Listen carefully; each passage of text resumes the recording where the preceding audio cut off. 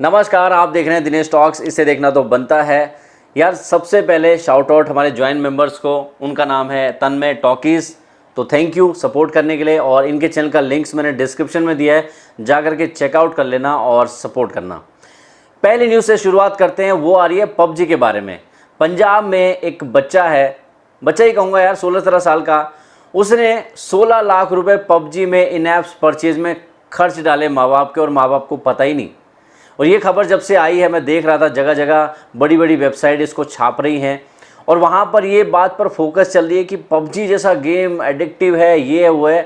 तो भाई सबसे पहली बात ये है, जो परचेजिंग है ना, वो आपकी इच्छा के ऊपर है। अगर आपको खर्चने हैं तो आप खर्चो।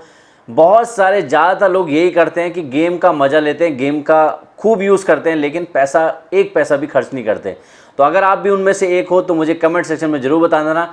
और अगर आपने भी कभी परचेजिंग करी है तो कितनी परचेजिंग करी है आपने पबजी के अंदर, वो भी मुझे बता देना। फ्लाइंग बीस्ट का गेमिंग चैनल आने वाला है। अब इसके बारे में उन्होंने अपने रिसेंट व्लॉग में बताया कि उनका जो फाइनल डेट आ गई है। आज मैंने आई shot my first video for my gaming channel slash live channel, जिसमें मैं आपके साथ इंटरेक्ट करूँगा। कब शुरू कर रहा हूँ channel? Finally the that is 8 जुलाई की रात को मैं चैनल लॉन्च कर दूँगा, क्योंकि 9 को मेरा बर्थडे है, तो I am launching it on that day. जब से ये वो मेरा एरेशिया का कांड, उसके पहले मैं बहुत सीरियस था, मेरी प्लानिंग बहुत सही चल रही थी, बट जैसे वो एरेशिया वाला कांड हुआ 14-15 के आसपास, everything took a back seat, because वो इतने ज़्यादा रोज़ नोटिस जाने हैं, 48 आवर्स में नोटिस जाना है, उसका रिप्लाई जाना है, फिर ये इतना ज़्यादा मेरे लिए फर्स्ट टाइम था, तो मैं I was too much occupied in that thing. But मेरे को अभी लगा कि बर्थडे आ रहा है तो मैं कुछ अच्छा करता हूँ, और बस यार आपका सपोर्ट चाहिए। जिससे पहले, बहुत पहले वो सिग्नल देना चालू कर दिया था कि भाई मैं अपने गेमिंग जो चैनल है वो स्टार्ट तब करूंगा जब मैं थोड़ा सा खेलने में माहिर हो जाऊंगा। इसके लिए आपने देखा होगा कि फ्लाइंग बीस्ट जो है कोलैब कर रहे थे बहुत सारे गेमर्स के साथ, वो गेम खेल रहे थे उनके साथ कोलैब कर करके। तो इस तरीके से अब वो थोड़ा कॉन्फिडेंस ले रहे हैं, और उन्होंने डेट बता दी है गेमिंग चैनल। अमित भड़ाना के एक फैन ने बहुत कमाल का काम किया है, उनका नाम है जतिन अंबुवानी। उन्होंने क्या किया, एक पूरा कंप्लीट फ्रेमवर्क बनाया, जो उनकी रिसेंट वेब सीरीज आई थी अमित भड़ाना की बेरोजगार बैचलर, उसके बेस्ट सीन को, सारी चीज़ों को इकट्ठा कर करके ऐसा सामने मैं आपको दिखा रहा हूँ, इस तरीके से शेयर किया, और इसको अमित भड़ाना ने भी अप्रिशिएट किया और अपनी स्टोरी में शेयर किया। तो भाई जो जतिन भाई हैं, उन्होंने कमाल का काम किया है। देखो, किसी भी आर्टिस्ट के लिए, क्रिएटर के लिए बहुत बड़ी बात होती है कि सामने वाले बंदे ने, किसी ने प्यार से बहुत सारी चीज़ें बनाई हो तो यार वो खुश कर देती है, ऐसा लगता है कि उनकी मेहनत सफल हो गई। तो आपको क्या लगता है मुझे ज़रूर बताना। जैसे कि आपको पता है कि सुशांत सिंह राजपूत की जो मौत हुई है, उसको आत्महत्या बता करके पुलिस ने केस लगभग क्लोज कर दिया है, लेकिन जो उनके चाहने वाले हैं उनको अभी भी बिलीव नहीं हो रहा है कि ये आत्महत्या तो नहीं है, ये एक मर्डर है, जिसके लिए काफ़ी टाइम से आवाज़ उठाई जा रही है, सीबीआई इंक्वायरी की मांग उठाई जा रही है, लेकिन कोई सुनवाई नहीं, कुछ भी इसके ऊपर हो नहीं रहा है। तो इसके ऊपर जो है पटना में कुछ लोगों ने एक तरीके से आवाज़ उठाई है और एक रैली निकाली है। आप देख सकते हैं, सामने मैं फोटोग्राफ दिखा रहा हूँ, और ये जो न्यूज़ मुझे सब्सक्राइबर ने भेजी है कि ये सब चीज़ें गवर्नमेंट की नज़र में होंगी, मुझे पता है, और वो एक्शन क्यों नहीं ले रही समझ नहीं आ रहा। लेकिन सीबीआई की इंक्वायरी तो होनी ही चाहिए, क्योंकि इतने सारे सवाल इसके ऊपर उठ रहे हैं। तो जो सुशांत सिंह राजपूत की जो मौत है ना, वो बिल्कुल भुला दी जाएगी, ऐसा लग रहा है। गवर्नमेंट भी ज़्यादा गौर नहीं कर रही है। तो आपको क्या लगता है, सीबीआई इंक्वायरी होनी चाहिए सुशांत सिंह राजपूत की कि नहीं, बताओ मुझे। लेकिन मैं मानता हूँ कि अगर सवाल उठ रहे हैं तो ये जो सवालों के जवाब है तभी हो सकते हैं जो इंडिया की सबसे बेस्ट एजेंसी है जांच करने के लिए, सीबीआई है, अगर उसके पास जांच जाएगी, वहाँ से कुछ रिजल्ट आएगा तो हमें लगेगा कि हाँ यहाँ पर कुछ वैलिड पॉइंट निकले हैं, लेकिन तब तक ये अनसॉल्व मिस्ट्री रह जाएगी। ये बिल्कुल अच्छा नहीं लग रहा है। तो आपको क्या लगता है मुझे बता देना यार। सोनम वांगचुक ने अभी एक और वीडियो बनाया है जिसमें उन्होंने बोला है चाइना को जवाब, और ये वीडियो मुझे बहुत पसंद आया। उसका कारण क्या है मैं आपको बताता हूँ। उन्होंने देखो जितने भी वीडियो बनाए हैं ना सोनम वांगचुक जी ने, वो बनाए हैं सोल्यूशन मेकिंग वाले। उन्होंने इस वीडियो में क्या बोला है, चाइना को जवाब वाले वीडियो में क्या बोला है, शेर को सवा शेर। अब शेर को सवा शेर का मतलब ये है कि हम जो भी काम कर रहे हैं, इंडिया के जो भी लोग हैं, जो भी इंडस्ट्रियल हैं, नौकरी कर रहे हैं, स्टूडेंट हैं, अगर अपने काम में 1.25% का ग्रोथ भी हमने दिखा दिया ना, तो बहुत बड़ा बदलाव आ सकता है। और इंडिया अगर टोटली वे में काम करे, आत्मनिर्भर बन करके अपने आप को सवा शेर भी बना देना, तो चाइना के बराबरी क्या हम बहुत आगे निकल सकते हैं। आपको उनकी इस वीडियो का छोटा सा पार्ट आपको दिखाता हूँ, शायद आपको कुछ मोटिवेशन मिल पाए। क्योंकि आज तो हम बायकॉट मेड इन चाइना से शुरू कर सकते हैं, मगर आगे चल के चीन से बराबरी करनी हो तो हमें अपनी मेहनत, अपने उद्योग को भी बढ़ाना होगा।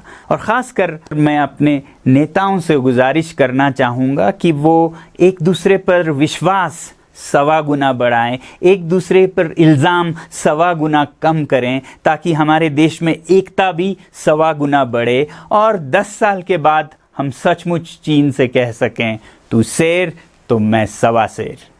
अब आपको पता है कि कोविड-19 के टाइम पर लॉकडाउन लगा हुआ है, तो लॉकडाउन में सबसे बुरी हालत हुई है होटल लाइन की। होटल सबसे ज़्यादा ख़त्म हुए हैं क्योंकि पब्लिक बाहर ही नहीं जा रही है, तो यहाँ पर घूमने फिरने कौन जाएगा और होटल कौन लेगा। तो यहाँ पर ओयो रूम के जो फाउंडर हैं रितेश अग्रवाल, उनका इंटरव्यू किया है डॉक्टर विवेक बिंद्रा ने, और उनके चैनल पर जाकर के आप देख सकते हैं, मैंने उसका लिंक भी डिस्क्रिप्शन में दिया है।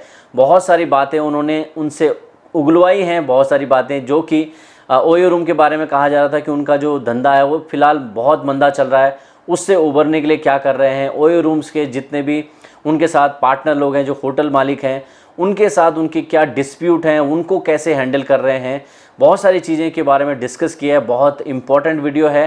तो ऐसा कई बार हमने अखबारों में पढ़ा और सुनने में आया कि आपके जो प्रॉपर्टी ओनर्स थे वो आपसे कुछ नाराज़ रहे और वो थोड़ा ओयो के ख़िलाफ़ भी खड़े हुए और उन्होंने कहा कि ओयो की प्राइसेस चेंज होते रहते हैं।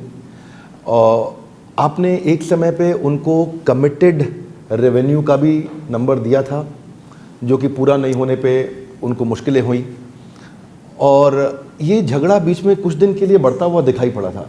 फिर आपने इसको मैनेज कैसे किया? बहुत अच्छा सवाल है बिंद्रा जी, और मुझे लगता है कि आपके व्यूअर्स के लिए भी ये इंटरेस्टिंग होगा, क्योंकि भारत के अंदर में अगर आप देखें तो बहुत सारी कंपनी नहीं हैं जो कि छोटे छोटे बहुत लार्ज इकोसिस्टम्स के साथ पार्टनर करती हैं। हमने भारतवर्ष में सिर्फ 19,000 होटल और होम ओनर, दुनिया की जो हमारी 93,000 है उनमें से लगभग 19,000 हमारे पास सिर्फ भारत में हमारे पार्टनर्स हैं। तो मैं इस हमारे जवाब को 4 हिस्सों में बांटूंगा। सबसे पहले ओयो का जो प्राइमरी बिजनेस मॉडल है, जो कि छोटे होटल्स होते हैं, उनको हम लोग जाकर के 4 से 5 चीज़ें मुहैया करवाते हैं। हम उन्हें काम देते हैं, हम उन्हें ब्रांड देते हैं, हम उनकी जो थर्ड पार्टी दूसरी वेबसाइट्स में मार्केटिंग होती है, चाहे वो ऑनलाइन ट्रैवल एजेंट हो, ऑफलाइन ट्रैवल एजेंट हो, उसमें मार्केटिंग में बेहतरी के लिए मदद करते हैं। हम उन्हें तकनीक देखते हैं चेक इन चेकआउट और वो सारी सिस्टम्स के लिए, और हम उनकी CRM customer relationship management, loyalty programme, ये सब मैनेज करते हैं। जो ओयो का बिज़नेस मॉडल काफ़ी समय से रहा है वो ये है कि हम आपको ये 5 सर्विस देंगे।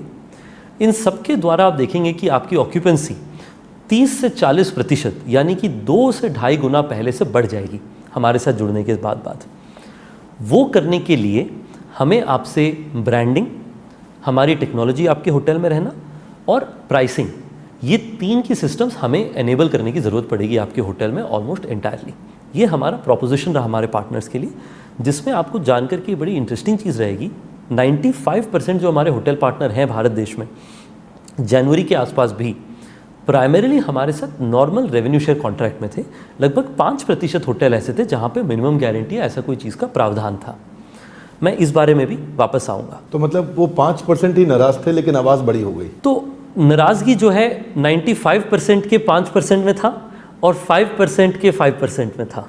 तो आपको जरूर देखना चाहिए। अगर आप कोई बिजनेस करते हैं, कुछ भी हो सकता है कि आपको भी कुछ उनसे सीखने को मिल जाए। फाइनल अपडेट ये है कि प्राजक्ता कोहली ने एक अपनी जो शॉर्ट फिल्म है उसका ट्रेलर रिलीज किया है। उसका नाम है ख्याली पुलाव, और ये उनके चैनल पर आया है। वन डिजिटल एंटरटेनमेंट ने ये बनाई है, और इस ट्रेलर को देखने के बाद मेरे मन में ये ख्याल आए कि भाई साहब, पहले तो मुझे ऐसा लगा पूरे ट्रेलर में कि प्राजक्ता कुछ बोल क्यों नहीं रही हैं, और उनके पास जो डायलॉग आए हैं बस 1 या 2 आए हैं, और हरियाणवी जो लहजा है उनके मुंह से, ठीक है, अच्छा लगा है मुझे, लेकिन पूरा जब तक डायलॉग ढंग से नहीं सुनेंगे वन वे में, ट्रेलर में काफ़ी चीज़ें नहीं अभी रिवील की गई हैं, लेकिन इतना पता लग रहा है कि हैंडबॉल खेलने के लिए एक लड़की की क्या मन में जो उसकी परिस्थिति चल रही है, वो स्पोर्ट्स को खेलना चाहती है, लेकिन आसपास का जो इन्वायरमेंट है वो उसको किस तरीके से रोक रहा है, ये सारी चीज़ें अभी फ़िलहाल दिख रही हैं। लेकिन ज़्यादातर डायलॉग, प्राजक्ता के तो डायलॉग नहीं मुझे सुनाई दिए, 1 या 2 डायलॉग उन्होंने बोला है, मुझे पूरी जो ट्रेलर है उसमें वो मिसिंग होता रहा। लेकिन उनके जो चेहरे के एक्सप्रेशन है काफ़ी ज़्यादा रियल लगे, मुझे पसंद आया। और इनकी जो शॉर्ट फिल्म है ख्याली पुलाव, ये आएगी 9 जुलाई को इनके अपने चैनल पर,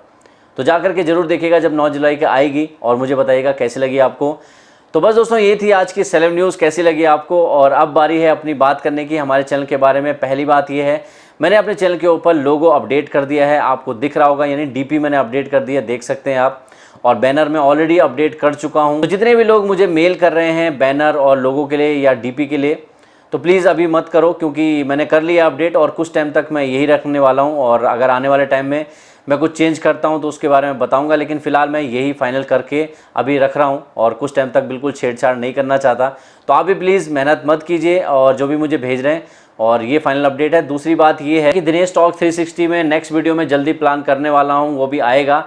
लेकिन अगर आप कोई टॉपिक सजेस्ट करना चाहते हैं मुझे जल्दी से बताइए, ताकि मैं अगर 1-2 दिन के अंदर मैं वो लाने की कोशिश कर रहा हूँ। मेरे माइंड में बहुत सारे आइडियाज़ हैं, लेकिन आप भी मुझे सजेस्ट कर सकते हैं। जब आप मुझे सजेस्ट करेंगे उसके ऊपर मैं अलग से काम करूँगा। जब मुझे लगेगा कि इसकी बहुत ज़्यादा डिमांड है तो मैं उस टॉपिक पर काम करना शुरू कर दूँगा।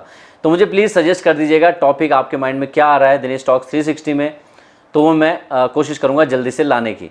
तो बस दोस्तों अभी के लिए इतना ही, मिलता हूँ नेक्स्ट वीडियो में, तब तक के लिए जय हिंद।